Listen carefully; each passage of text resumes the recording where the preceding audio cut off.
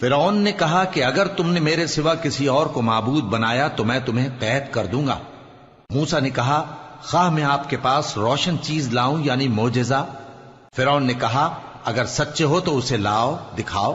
پس انہوں نے اپنی لاٹھی ڈال دی تو وہ اسی وقت صاف اژدہا بن گئی، اور اپنا ہاتھ جو نکالا تو اسی دم دیکھنے والوں کے لیے سفید براق نظر آنے لگا۔ فرعون نے اپنے گرد کے سرداروں سے کہا کہ یہ تو ایک ماہر جادوگر ہے، چاہتا ہے کہ تم کو اپنے جادو کے زور سے تمہارے ملک سے نکال دے، تو تمہاری کیا رائے ہے؟ انہوں نے کہا کہ اس کو اور اس کے بھائی کو کچھ مہلت دیجئے اور شہروں میں نقیب بھیج دیجئے کہ سب ماہر جادوگروں کو جمع کر کے آپ کے پاس لے آئیں۔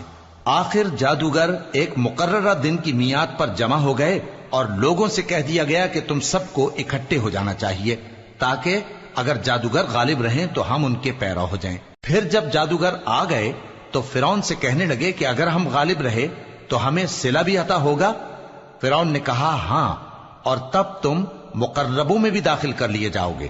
موسیٰ نے ان سے کہا کہ جو چیز ڈالنی چاہتے ہو ڈالو، تو انہوں نے اپنی رسیاں اور لاٹھیاں ڈالیں اور کہنے لگے کہ فرعون کے اقبال کی قسم ہم ہی ضرور غالب رہیں گے۔ پھر موسیٰ نے اپنی لاٹھی ڈالی تو وہ ان چیزوں کو جو جادوگروں نے بنائی تھیں نگلنے لگی۔ تب جادوگر سجدے میں گر پڑے اور کہنے لگے کہ ہم تمام جہانوں کے مالک پر ایمان لائے جو موسیٰ اور ہارون کا رب ہے۔ فرعون نے کہا کیا اس سے پہلے کہ میں تم کو اجازت دوں تم اس پر ایمان لے آئے؟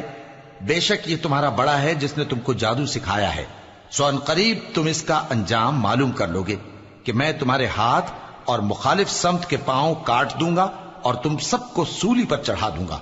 انہوں نے کہا کہ کچھ نقصان کی بات نہیں، ہم اپنے پروردگار کی طرف لوٹ جانے والے ہیں، ہمیں امید ہے کہ ہمارا پروردگار ہمارے گناہ بخش دے گا، اس لیے کہ ہم اول ایمان لانے والوں میں ہو گئے۔